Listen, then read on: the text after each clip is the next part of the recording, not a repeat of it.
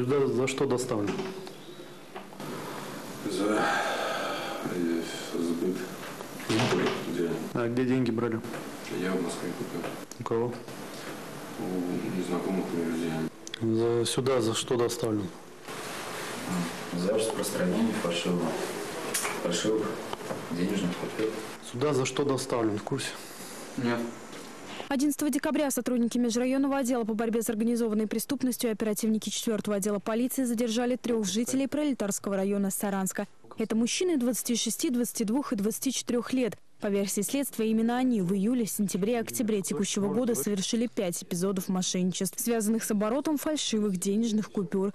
Подделки номиналом в 1000 рублей, как рассказали на брифинге в МВД, мужчины закупили в Москве по цене 150 рублей за штуку. Всего в распоряжении подозреваемых было 200 таких банкнот. Лжекупюры были настолько качественные, что их без проблем принимали платежные терминалы. А дальше все было просто. Деньги переводили на электронные кошельки и банковские счета, а уже потом обналичивали их с помощью банковских карт. Последние операции попали в объектив платежного терминала, установленного в одном из магазинов Саранска. Выйти на след преступной группы удалось оперативным путем. Были известны оперативным сотрудникам как формирующаяся молодежная группа.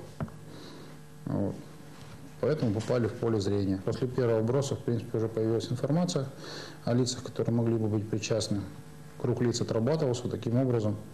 К декабрю были уже собраны доказательства причастности указанных граждан, и было принято решение об их задержании. Здрасте.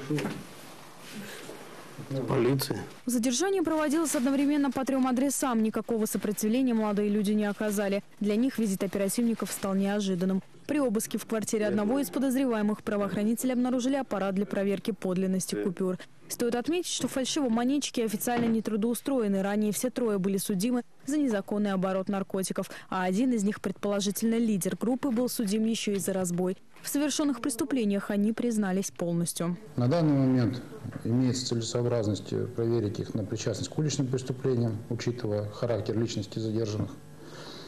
И также отрабатываем круг их знакомых, потому что имеется информация о том, что, скажем так, небольшие суммы были переданы третьим лицам, которые также могли бы попытаться их сбыть таким же способом через терминал. Первые заявления о подделках стали поступать в полицию в середине лета. Фальшивки обнаружили владельцы терминалов, когда проводили инкассацию. Понять, что купюра фальшивая, можно было просто на глаз. Непонятный цвет, расплывчатый шрифт, а вот аппарат этого не видел. Все дело в детекторах. При изготовлении на подделки наносили лишь те средства защиты, которые может считать терминал экспресс-оплаты. Поэтому о внешнем виде фальшивых банкнот злоумышленники не заботились. То есть при проверке на подлинность они показывают, что купюры подлинные. Поэтому терминал их принимал, то есть никаких проблем с этим не было. 12 декабря, через сутки после задержания, следствие выступило с ходатайством об аресте всех 3 фигурантов дела. Решением Пролетарского суда они были заключены под стражу. За мошенничество и оборот фальшивых купюр молодым людям грозит новый и немалый тюремный срок.